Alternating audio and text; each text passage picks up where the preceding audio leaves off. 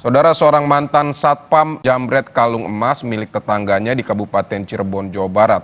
Korban yang berteriak membuat panik warga dan menghakimi pelaku.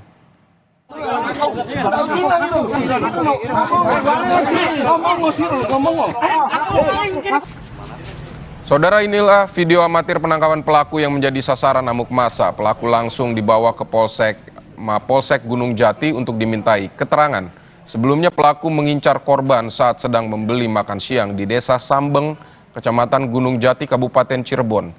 Dari hasil interogasi polisi, pelaku yang merupakan mantan satpam ini nekat menjambret emas lantaran motif ekonomi.